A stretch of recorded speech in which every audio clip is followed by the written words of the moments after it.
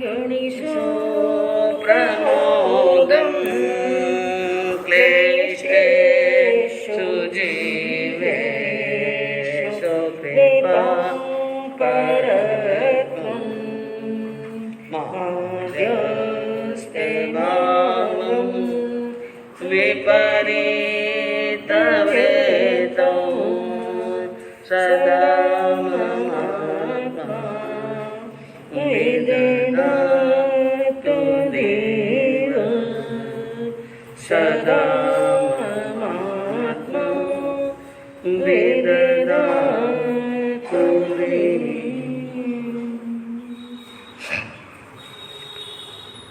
अहिंसा के अग्रदूत, त्रयकाल दृष्टा, भवी जीवों के तारनहार, शासनेश प्रभु श्रमण भगवान महावीर स्वामी के चरणों में कोटि कोटि वंदन।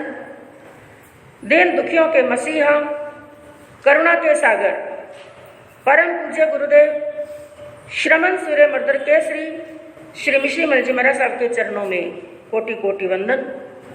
पाठ पर विराजमान परम श्रद्धेया, परम विदुषी, मधुर व्याख्यानी, सरल मना पूज्य गुरुनी जी महाराज साहब के चरणों में कोटि कोटि वंदन। धर्म प्रेमी बंधुओं, शीलवती माताएं बहनों, आज हमने प्रभु महावीर की अंतिम देशना, प्रभु महावीर की अंतिम वाणी श्रीमद् उत्तराध्ययन सूत्र के 29वां अध्ययन सम्यक पराक्रम के मूल का स्वाध्याय किया और आज पूरा पाठ गद्य के अंदर था। पद्य के अंदर तो कविता के रूप में भजन के माध्यम से स्वर में स्वर मिलाना बड़ा आसान होता है, सभी मिला लेते हैं। लेकिन जब गद्य के अंदर कई भाई बहनों ने पुरुषार्थ किया, इसके भी स्वर में स्वर मिलाने का प्रयास किया, बहुत बहुत साधुवाद है। लेकिन जो स्वर में स्वर नहीं भी मिला सके तो भी कोई मन के अंदर खिन्नता मत लाना, क्योंकि आपको कई बार ये बात बताई गई है कि भगवान की वाणी के अक्षर अक्षर के अंदर, शब्द शब्द के अंदर ऐसी ताकत भरी हुई है, ऐसा सामर्थ्य भरा हुआ है कि हम चाहे मुख से ना भी बोल सके, लेकिन जब उन शब्दों का स्पर्श हमारे आत्म पुद्गलों के साथ में, आत्म प्रदेशों के साथ में उन शब्दों का स्पर्श होता है तो भी हमारे अनंत कर्मों की निर्जरा होती है। और वैसे आप सभी को बहुत बहुत साधुवाद है, क्योंकि आप यहाँ पर आते हैं। क्योंकि मान लो आप यहाँ पर नहीं आए तो भी मूल का स्वाध्याय तो हम करेंगे, वो हमारा कार्य है स्वाध्याय करने का। लेकिन आपके सहयोग से अर्थ का विशेष रूप से वांचन करने का हमें भी अवसर प्राप्त होता है। और एक बात मैं आपको बताऊं, एक तो हम खुद मूल का स्वाध्याय करते हैं, जैसे माला भी फेरते हैं, स्वाध्याय भी करते हैं, और एक जब हम किसी को सुनाते हैं या पढ़ाते हैं, इन दोनों में भी कर्मों की निर्जरा होने में बड़ा अंतर पड़ जाता है।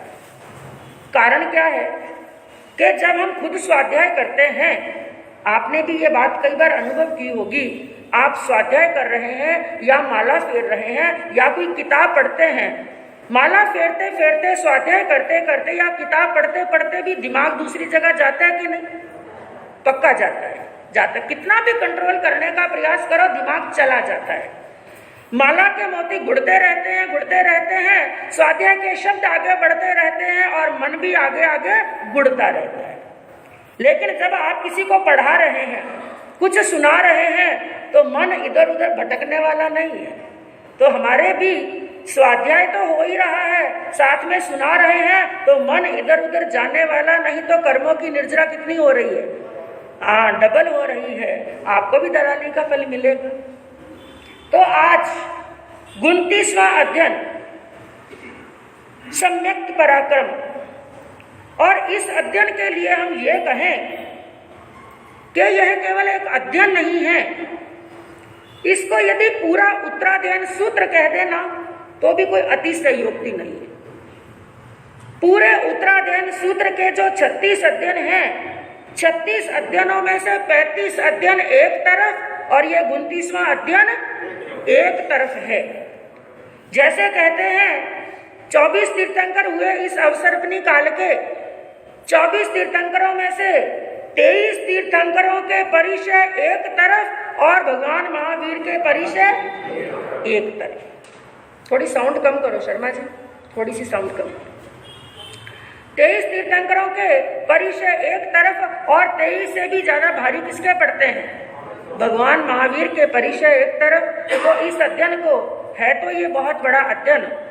और बंधुओं, इस अध्ययन के लिए यदि मैं आपको कहूं, ये 1 घंटा ना के बराबर है, क्योंकि इस अध्ययन के ऊपर कई संत महात्मा तो 4-4 महीने तक प्रवचन करते हैं। 4 महीने भी क्या पड़ जाते हैं, कम पड़ जाते हैं। लेकिन हमें संक्षिप्त के अंदर समझने का प्रयास करना है।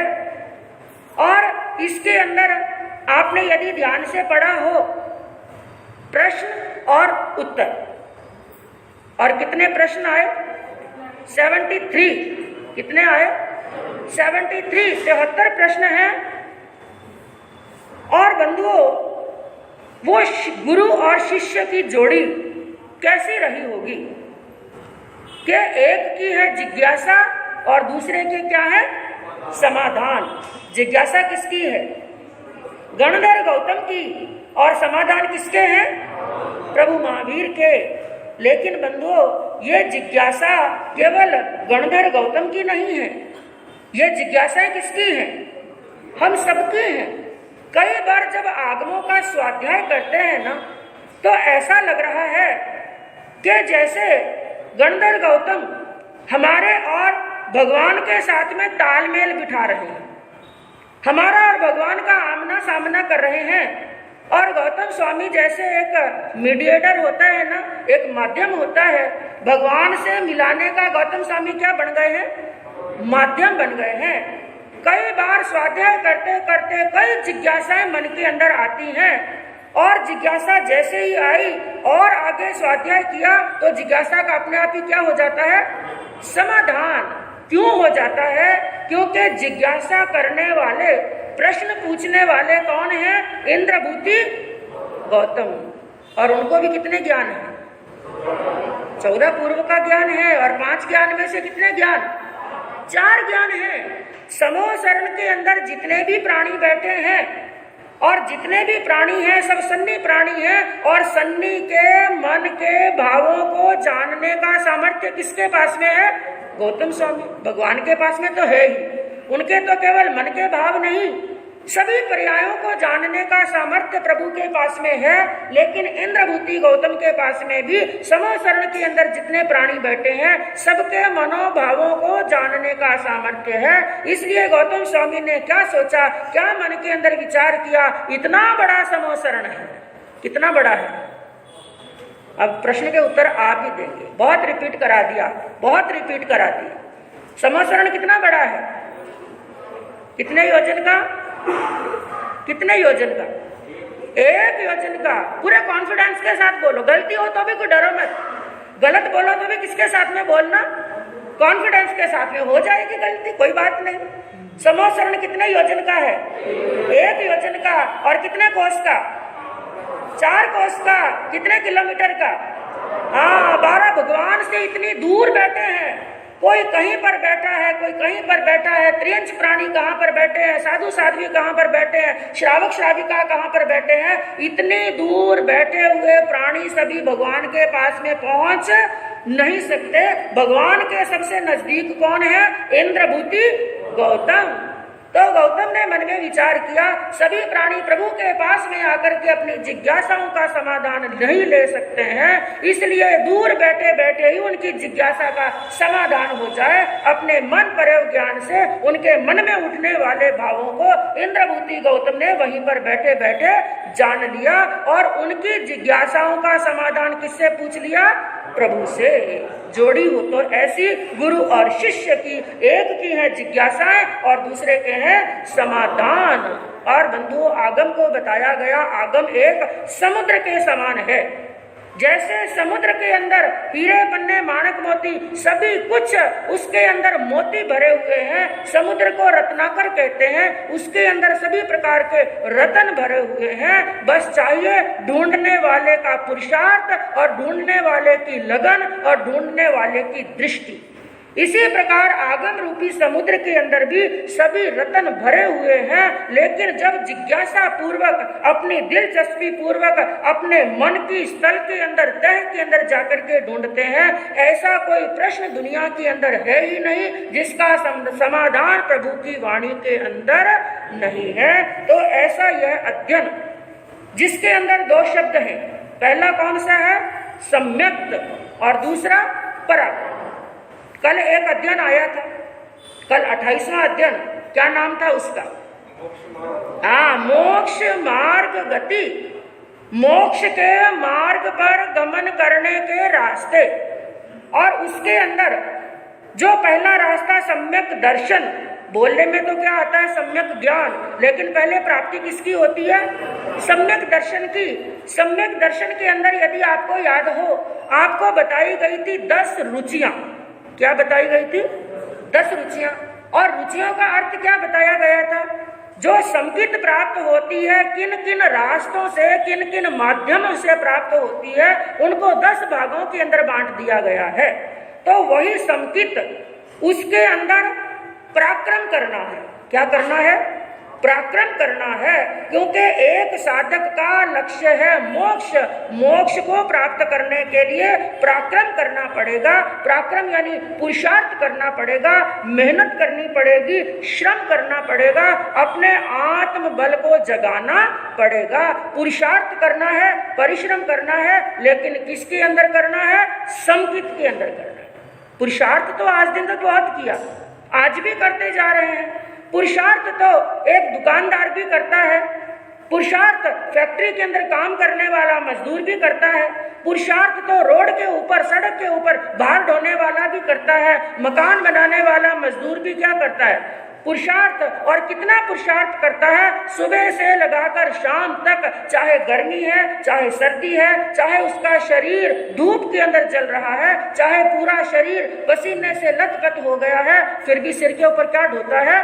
भार ढोता है। वो भी परिश्रम है, लेकिन बंधुओं याद रखना, वो केवल परिश्रम है, पुरुषार्थ है, लेकिन सम्यक पुरुषार्थ नहीं है। सम्यक पुरुषार्थ वो होता है जो सम्यक्त के अंदर पुरुषार्थ किया जाता है। और सम्यक्त क्या होता है? जो आत्मा के लिए पुरुषार्थ किया जाता है। सम्यक पुरुषार्थ वो होता है जो स्व के लिए पुरुषार्थ किया जाता है। सम्यक पुरुषार्थ वो होता है जो सकाम निर्जरा करने के लिए पुरुषार्थ किया जाता है। सम्यक पुरुषार्थ वो होता है जो सिद्धत्व और बुद्धत्व बनने के लिए, निर्वाण प्राप्त करने के लिए पुरुषार्थ किया जाता है। तो ऐसे ही पुरुषार्थ का वर्णन इस अध्ययन के अंदर बताया गया 33 प्रश्नों के माध्यम से। कैसे करना चाहिए साधक को पुरुषार्थ, क्या उसके कर्मों की निर्जरा हो सके? तो पहले 4 लाइनों के अंदर इस अध्ययन का संक्षिप्त के अंदर सार निकालते हुए क्या कहा? सम्यक्त के कुछ सूत्र हैं जो वीर प्रभु ने दे दिए।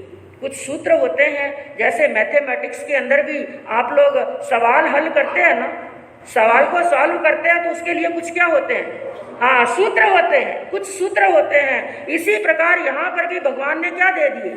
सूत्र दे दिए। सम्यक्त के कुछ सूत्र हैं जो वीर प्रभु ने दे दिए, जिनकी चाहत मुक्ति की अनुसार उनके वे जिए।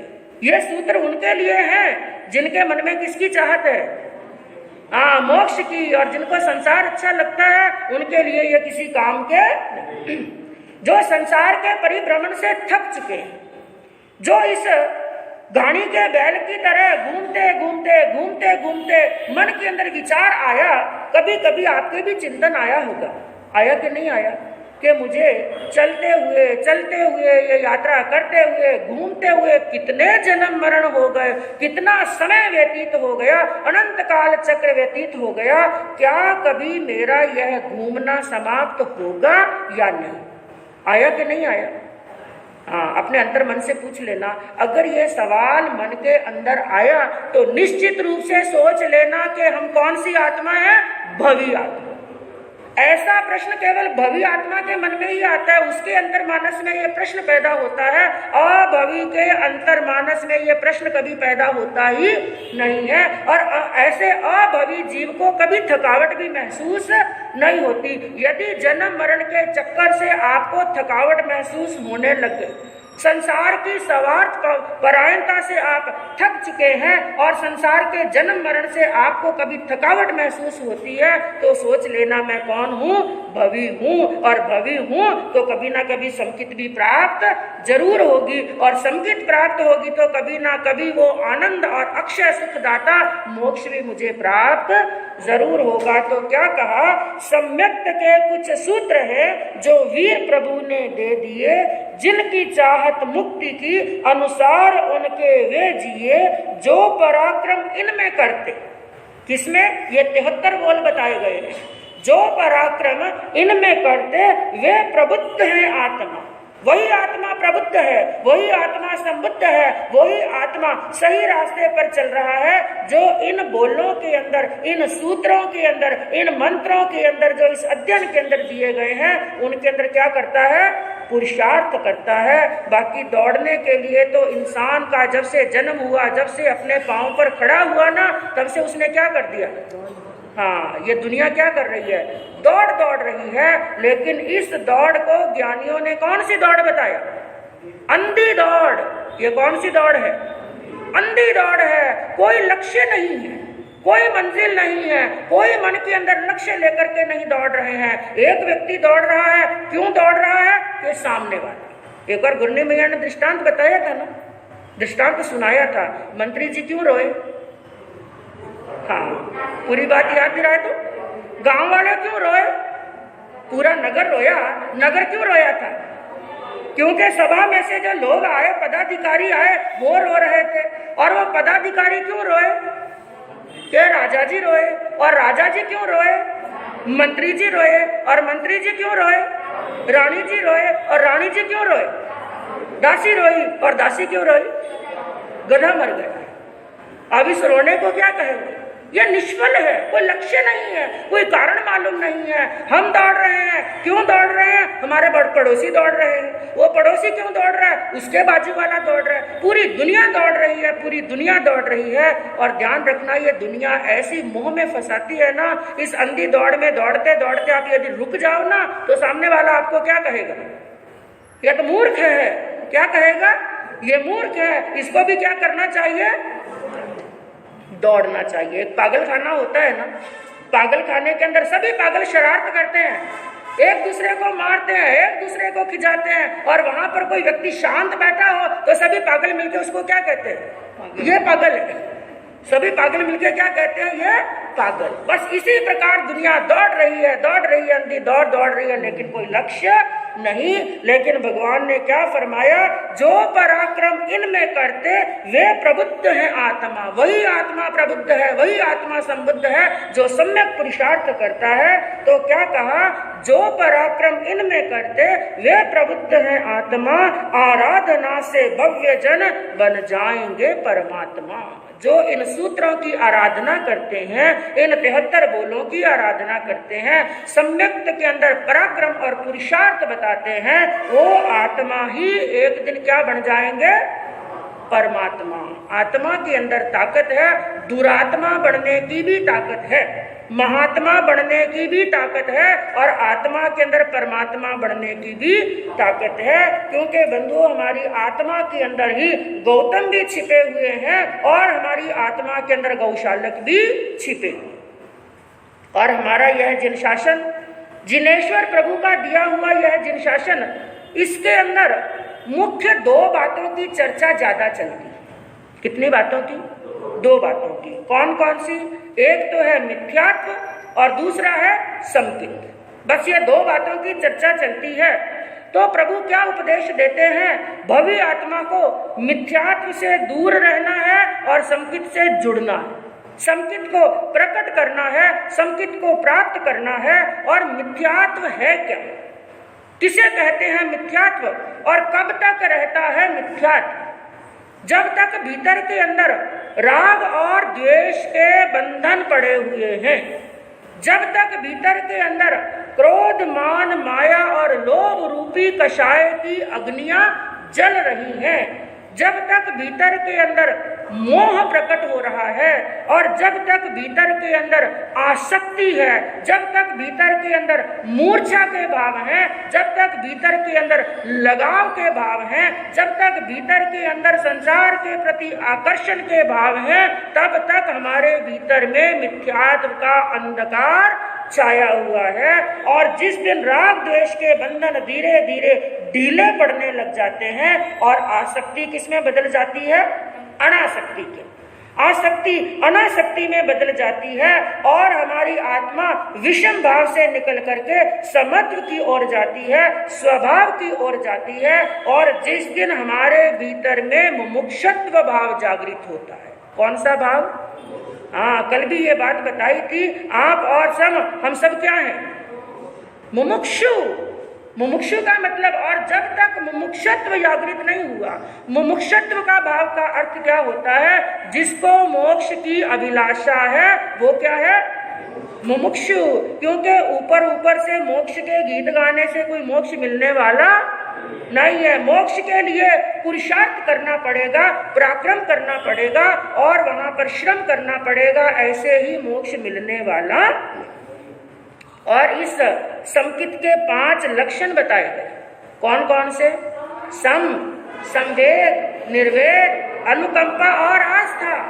कभी जब स्वाध्याय करने के लिए बैठो, जब भी कभी चिंतन और ध्यान करने के लिए बैठो, अकेले बैठो, तो ये चिंतन जरूर करना, क्या इन 5 लक्षणों में से कोई लक्षण मेरे अंदर घटित होता है कि नहीं?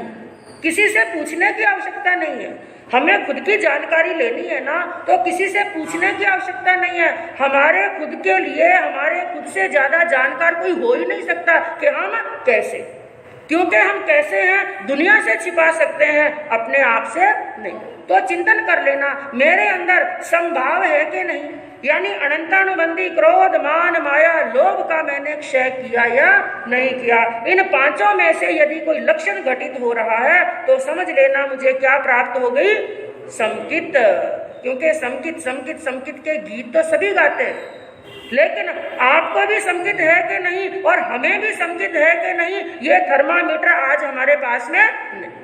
और हम सच्चे समकित हैं कि नहीं, ये बताने के लिए केवल ज्ञानी तीर्थंकर प्रभु भी हमारे सामने नहीं है। तो हमारी आत्मा ही महावीर है। अपनी आत्मा से ही पूछे, मैं समकिती हुआ या नहीं हुआ।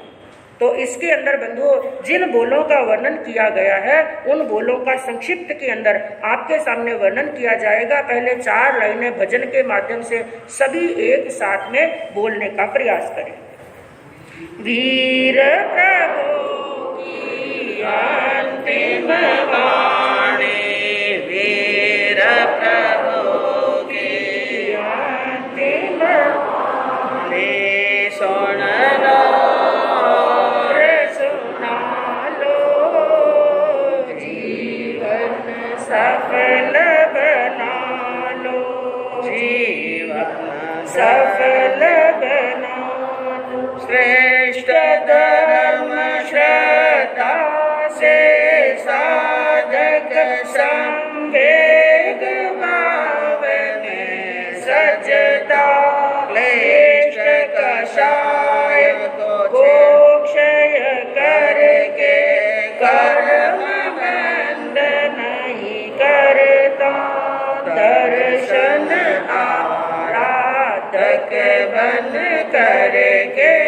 दर्शन आराधक बन करके शीघ्र परम पद पालो, जीवन सफल बना लो, जीवन धन्य बना लो वीर प्रभु की वीर प्रभु की अमृतवाणी सुन लो और सुना जीवन सफल बना लो जीव्य वेद जब जागृत होता विषय भोग नारमता आरंभ को तज देने से भव पथ का छेदन करता जन्म मरण का मार्ग छोड़ के जन्म मरण का मार्ग छोड़ के शिव पथ को अपना लो जीवन धन्य बना लो वीर प्रभु की अंतिम वाणी वीर प्रभु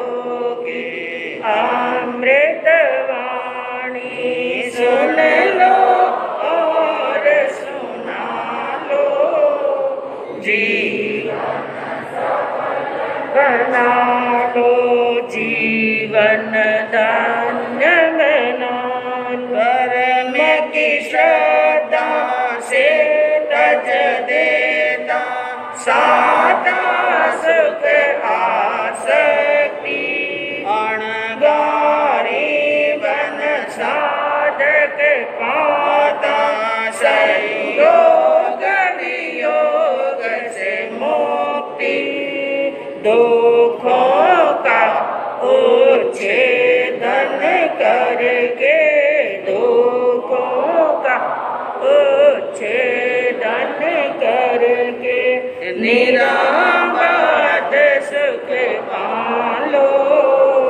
जीवन सफल बना लो जीवन सफल बना लो वीर प्रभु के अमृतवाणी वीर प्रभु की अंतिम वाणी सुन लो और सुना लो जीवन सफल बना लो जीवन सफल बना लो। श्रेष्ठ धर्म श्रद्धा से साधक संवेग भाव में सजता। संवेग सबसे पहला प्रश्न पूछा गया। इंद्रभूति गौतम ने प्रभु महावीर से सबसे प्रथम पूछा प्रश्न। उन्होंने कहा संवेगेण मनते जीवे किम जनी। हे बनते, हे प्रभु, जगत का कल्याण करने वाले प्रभु, संवेग से जीव को किस चीज की प्राप्ति होती है। संवेग, पहली बात तो संवेग के अर्थ को समझेंगे। सम प्लस वेग। वेग का मतलब क्या होता है? रफ्तार। वेग यानी गति से, रफ्तार से, तेजी से गमन करना। लेकिन कौन सा वेग? समवेग, सही वेग, सत्य वेग, जो सही रास्ते पर लेकर के जाता है। ऐसा वेग, ऐसी गति जो हमें ऊर्ध्व गति की ओर यानी शिखर के ऊपर मोक्ष की तरफ लेकर के जाता है। तो संवेग यानी मन के अंदर मोक्ष की अभिलाषा होना। तो ऐसे संवेग से जीव को किस चीज की प्राप्ति होती है? उसके लिए कहा धम्म सद्दहा। संवेग से जीव को धर्म के प्रति जो श्रद्धा है ना, वो क्या हो जाती है? स्थिर। और कल आपको यही बात बताई गई थी। मोक्ष के 4 मार्ग हैं। कौन कौन से? सम्यक ज्ञान, सम्यक दर्शन, सम्यक चारित्र और सम्यक तप। और सबसे पहले प्राप्ति किसकी होती है? दर्शन की। और दर्शन यानी श्रद्धा। दर्शन यानी श्रद्धा। और श्रद्धा के लिए भगवान ने श्रीमद् उत्तराध्ययन सूत्र के 3रे अध्ययन के अंदर क्या फरमाया? चतारी परमम गाणी दुल्हाणी जंतु नो माणु सत्तम सुई श्रद्धा संजमेन तयनीय। उसके अंदर कहा एक जीव आत्मा को 4 अंगों की प्राप्ति होना परम दुर्लभ है, जिसके अंदर तीसरा अंग क्या बताया? धर्म पर श्रद्धा होना। क्योंकि बंधु, जब तक हमारा दर्शन सम्यक नहीं होगा, हमें जिनवानी पर श्रद्धा नहीं होगी। सामायिक करते हुए कई बार क्या होता है, सामायिक करते करते पूरा जीवन व्यतीत हो गया, जिनवानी सुनते सुनते पूरा जीवन व्यतीत हो गया है, धर्म आराधना करते करते जीवन व्यतीत हो गया है, लेकिन फिर भी धर्म पर क्या नहीं हुई? हाँ, यदि अपने जिनेश्वर देव के भगवान के धर्म पर श्रद्धा हो जाती ना, तो हमें इधर उधर भटकने की आवश्यकता। हमारा जैन समाज इधर उधर भटक रहा है, अन्य स्थानों पर भटक रहा है। जैसे एक बार आपको दृष्टांत बताया गया था एक ऐसे भिखारी का, जिसने जिंदगी भर जब से होश संभाला तब से वो क्या मांग रहा है? भीख मांग रहा है। भिक्षा मांग करके पूरा उसको भोजन भी प्राप्त नहीं हुआ, ढंग के कभी वस्त्र प्राप्त नहीं हुए, रहने के लिए कोई मकान नहीं, फुटपाथ पर सोता है, जैसा तैसा लूखा सूखा मिल जाता है वैसा खा लेता है, फटे पुराने वस्त्र पहन करके जीवन यापन करता रहा। कब तक? जब तक उसकी अंतिम सांस भी समाप्त नहीं हुई। लेकिन उसके मरने के बाद में उस स्थान को खोदा गया जहां पर वो क्या मांगता था? हर रोज भीख मांग रहा था। उस स्थान को खोदा गया तो खोदने के बाद में नीचे से क्या निकला? खजाना। निचले से खजाना निकला, नीचे से उसके पास में इतना बड़ा खजाना था, 7 जन्म की दरिद्रता समाप्त हो सकती थी, लेकिन फिर भी वो क्या रह गया? भिखारी का भिखारी। इसी प्रकार धर्म पर यदि श्रद्धा नहीं है तो जिनेश्वर देव का धर्म प्राप्त करने के बाद में भी मनुष्य कंगाल का कंगाल ही रह जाता है। तो संवेग से धर्म श्रद्धा स्थिर होती है और धर्म श्रद्धा से संवेग की प्राप्ति होती है। और दूसरा प्रश्न पूछा गया, प्रभु निर्वेणम बनते जीवे किम जनिए? हे प्रभु, निर्वेद से जीव को किस चीज की प्राप्ति होती है? निर्वेद। निर प्लस वेद। वेद किसे कहते हैं? और वेद कितने प्रकार के हैं? 3 प्रकार के। कितने प्रकार के? कौन कौन सा? स्त्री वेद, पुरुष वेद, नपुंसक वेद। लेकिन स्त्री बनना, पुरुष बनना, नपुंसक बनना ये वेद नहीं है। ये तो केवल एक लिंग मात्र है कि वो स्त्री है, वो पुरुष है, वो नपुंसक है। लेकिन ये जो निर्वेद की बात कही गई है, जिसको सनातन धर्म के अंदर वेदांत कहा गया। क्या कहा गया? जैन धर्म के अंदर निर्वेद कहा गया, सनातन धर्म के अंदर, हिंदू धर्म के अंदर जिसे वेदांत कहा गया। वेदांत यानी वेद का अंत। वेद का क्या हो जाना? अंत। लेकिन जब तक मनुष्य लोक के अंदर है, वेद का अंत कैसे होगा? यदि स्त्री है, मरते समय तक वो क्या रहेगी? स्त्री ही रहेगी। पुरुष है तो वो पुरुष ही रहेगा, नपुंसक है तो क्या रहेगा? नपुंसक। फिर वेद का अंत होने का मतलब क्या है? वेद का अंत होने का मतलब क्या है? क्योंकि जो स्त्री है, अपने विपरीत लिंग के प्रति जो आकर्षण के भाव होते हैं, स्त्री के पुरुष के प्रति आकर्षण के भाव और पुरुष के स्त्री के प्रति आकर्षण के भाव और नपुंसक के स्त्री और पुरुष दोनों के साथ भोग भोगने की जो अंदर की भावना होती है, भोग की भावना होती है, वो क्या हो जाना? समाप्त हो जाना। भोगों से निवृत्ति हो जाना ही निर्वेद होता है। तो निर्वेद से जीव को संसार के जितने भी काम भोग हैं उनसे वो क्या हो जाता है? निवृत्त हो जाता है। और तीसरा प्रश्न पूछा गया, हे भगवान, शुश्रूषा करने से साधक को क्या प्राप्त होता है? और शुश्रूषा किसे कहते हैं? सेवा को। शुश्रूषा किसे कहते हैं? सेवा को। तो क्या कहा? शुश्रूषा से जीव आत्मा विनयवान बनता है, क्योंकि बिना विनय के सेवा होने वाली नहीं। और जो सेवा करेगा वो क्या बन जाएगा? विनय। दोनों एक दूसरे के पूरक हैं। सेवा करने वाला विनयवान होगा और विनयवान ही क्या कर सकता है? सेवा। तो शुश्रूषा करने से, बड़ों की सेवा करने से, माता पिता की सेवा करने से, गुरु की सेवा करने से क्या प्राप्त होता है? विनय प्राप्त होता है। और विनयवान क्या होता है? अशातना से रहित। क्योंकि जिसके मन के अंदर सच्चे भाव से विनय है, और कल भी यही बात आई थी, जो अनुशासन है, जो समर्पण है, जो विनयवान है, यह विनय, अनुशासन और समर्पण यह दंड का विधान नहीं है। हम किसी को दंड दे करके, सजा दे करके अनुशासन में नहीं रख सकते या विनयवान नहीं बना सकते। कोई अनुशासन में रहता है तो अनुशासन का जन्म तो मनुष्य के भीतर से होता है। कहाँ से होता है? अंदर से भावना है विनयवान बनने की, अंदर से भावना है अनुशासन में और समर्पण में रहने की, तभी वो समर्पण कर सकता है। तो शुश्रूषा करने से जीव विनयवान बनता है, और जो विनयवान है उसके मन में सदैव क्या रहेगा? मैं कहीं कोई ऐसा कार्य ना कर दूं कि गुरु की क्या हो जाए? अशातना। वो गुरु की अशातना से दूर रहना चाहता है, हमेशा गुरु को प्रसन्न रखना चाहता है। एक शिष्य का कर्तव्य आगमों के अंदर विनय श्रुत अध्ययन के अंदर प्रभु ने क्या फरमाया? एक शिष्य का यही कर्तव्य है, ये न के न प्रकारेण, हर प्रकार ऐसा प्रयास करे कि मेरे गुरुजी मेरे से क्या रहे? खुश रहे, मेरे से कभी नाराज ना हो, ऐसा प्रयास करना चाहिए। तो शुश्रूषा करने से विनयवान बनता है, विनय करने से अशातना से रहित होता है, और अशातना नहीं होगी, अशुभ कर्मों का बंध नहीं होगा, अशुभ कर्मों का बंध नहीं होगा तो सभी दुर्गतियों का निरोध हो जाएगा। क्या हो जाएगा? दुर्गतियां। और यहाँ पर दुर्गति का मतलब हम क्या समझते हैं? केवल नारकी और त्रियंची नहीं, ये मनुष्य और देव भी क्या है? ये भी दुर्गतियां, यानी संसार के अंदर मनुष्य दंडकों में भटकता रहता है, लेकिन जब वो विनयवान बन जाता है, अशातना से रहित हो जाता है, अशातना से रहित होने से सभी प्रकार की दुर्गतियां यानी जन्म और मरण के चक्कर से रहित हो जाता है, और अंतिम के अंदर मोक्ष रूपी फल को प्राप्त कर लेता है। तो हम कह सकते हैं शुश्रूषा का फल क्या है? मोक्ष। विनयवान सेवा करने वाला मोक्ष को प्राप्त करता है। और अगला प्रश्न पूछा गया, आलोयणम बनते जीवे किम जनी। हे प्रभु, आलोचना करने से जीव को किस चीज की प्राप्ति होती है?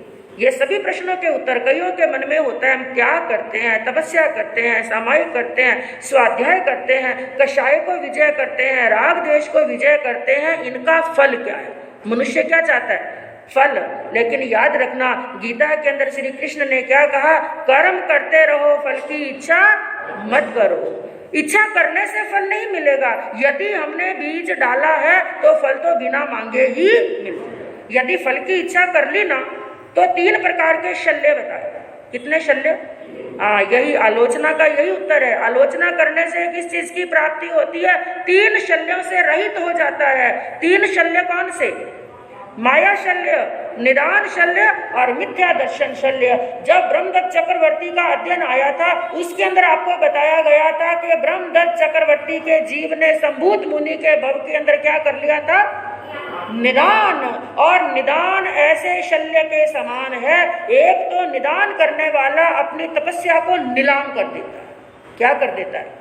नीलाम, यानी जो फल मिलना चाहिए था वो फल नहीं मिला।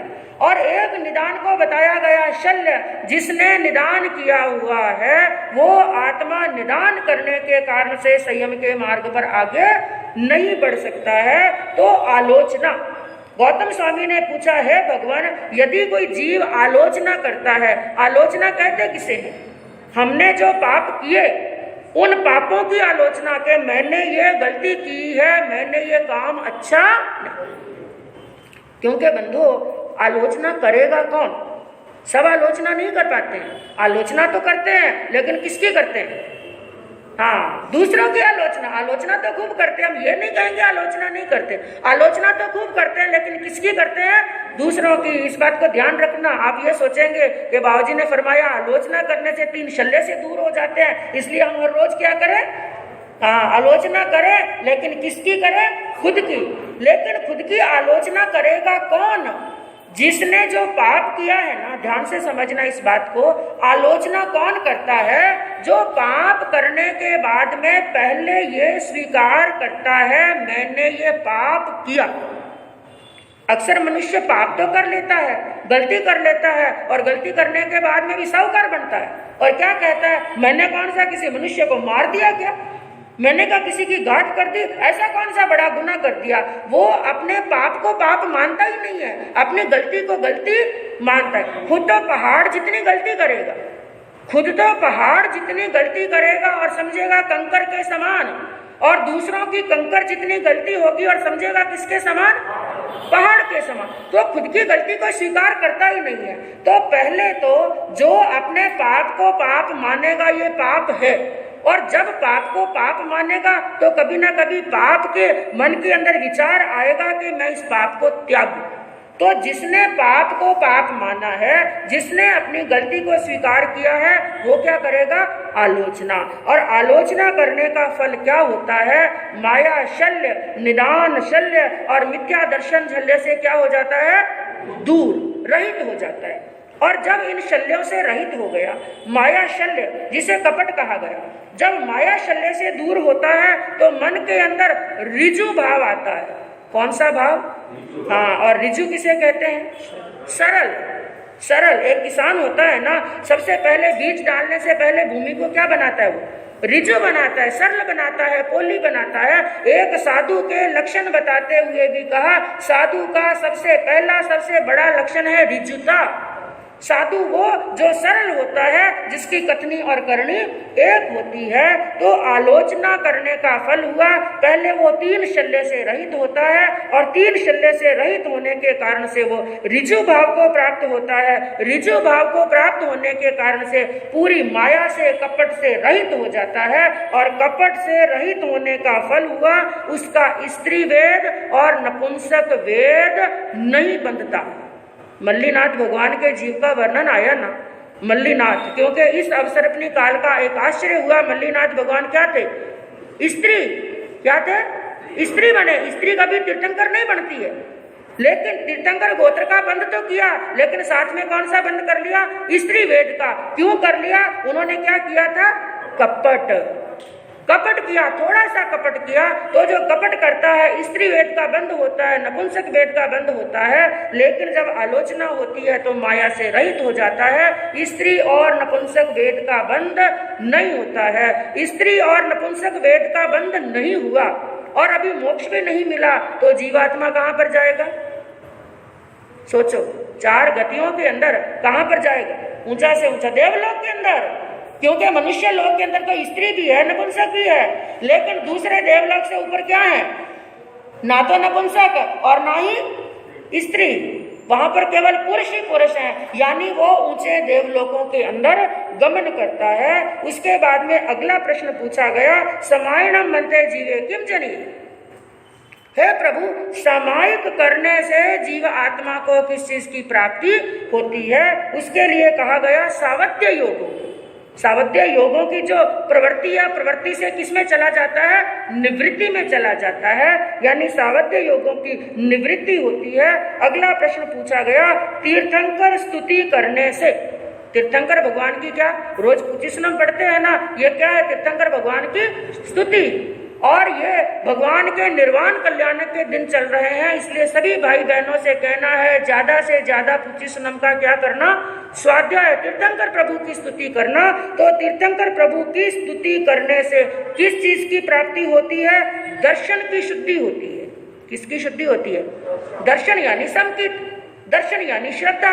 तो हमारे दर्शन की, हमारे संकित की, हमारी श्रद्धा की शुद्धि होती है, और दर्शन शुद्ध हो गया तो ज्ञान अपने आप क्या हो जाएगा, शुद्ध, और ज्ञान शुद्ध हो गया तो चारित्र शुद्ध, और चारित्र शुद्ध हो जाएगा तो तप शुद्ध हो जाएगा, और चारों शुद्ध हो जाएंगे तो क्या प्राप्त हो जाएगा, मोक्ष। एक से एक बंधा हुआ है। और यहाँ पर एक बात बंधुओं और कह दूं, कई भाई बहनों को माला फेरते समय, स्वाध्याय करते समय, प्रवचन सुनते समय ज्यादा क्या आती है, हाँ, और नींद का संबंध कौन से कर्म से है, दर्शनावर्णीय कर्म से। कौन से कर्म से, तो जिनको ज्यादा स्वाध्याय करते समय, माला फेरते, कोई भी धर्म क्रिया करते समय ज्यादा नींद आती हो, उनको ज्यादा से ज्यादा लोगस का जाप करना। किसका जाप करना, नियम ले लेना, 27 लोगस का रोज पाठ करूंगा, क्योंकि लोगस के अंदर भी किसकी स्तुति की गई है, तीर्थंकर प्रभु की स्तुति की गई है। तो रोज ज्यादा से ज्यादा लोगस का जाप करना।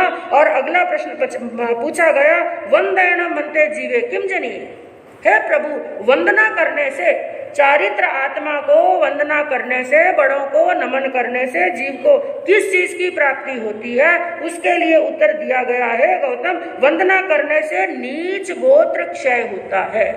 यानी नीच कुल के अंदर, नीच गोत्र के अंदर, ऐसे वैसे कुल के अंदर उसका जन्म होने वाला नहीं। उच्च गोत्र, उच्च कुल, सौभाग्य प्राप्त होता है, परम भाग्यशाली बनता है। और अगला प्रश्न पूछा, प्रत्याख्यान करने से जीव को किस चीज की प्राप्ति, यानी पचखान, छोटे मोटे नियम लेते हैं, छोटे मोटे पचखान लेते हैं, वो करने से। और प्रत्याख्यान के लिए, व्रतों के लिए भगवान ने क्या फरमाया, एक समकिति मर करके नारकी में जा सकता है, लेकिन एक व्रती मर करके नारकी में जाने वाला नहीं। तो एक साधक को, एक श्रावक को अपने जीवन के अंदर अपने सामर्थ्य को देखते हुए छोटा मोटा ही सही कुछ ना कुछ त्याग, व्रत, नियम अपने जीवन के अंदर अवश्य होना चाहिए। तो प्रत्याख्यान करने से जीव को किस चीज की प्राप्ति होती है? भगवान ने कहा आश्रव निरोध।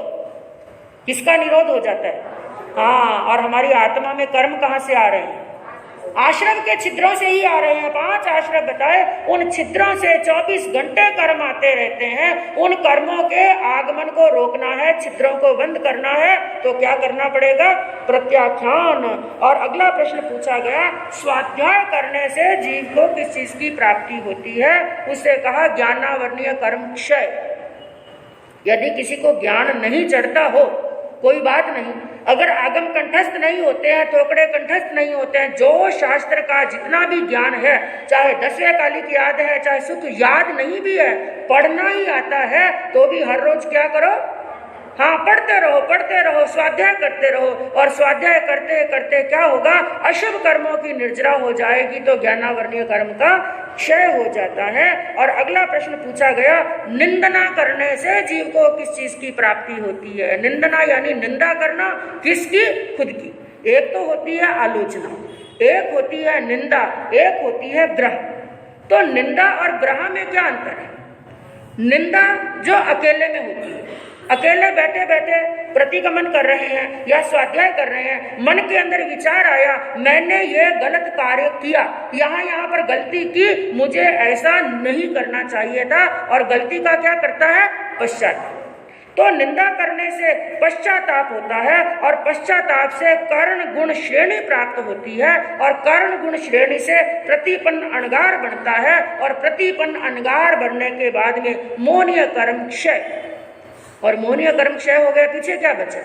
मोहनीय के क्षय होते 3 घाती कर्म अपने आप क्षय, और समय पाकर के बाकी के 4 अघाती कर्म क्षय हो जाते हैं। और गणना किसे कहते हैं? एक तो हुई निंदा, दूसरी हुई ग्रह।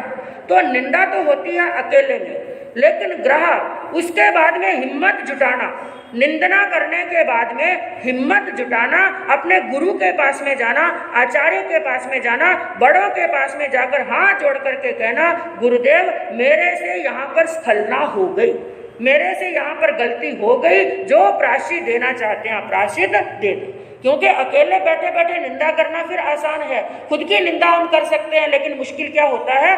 ग्रहण करना।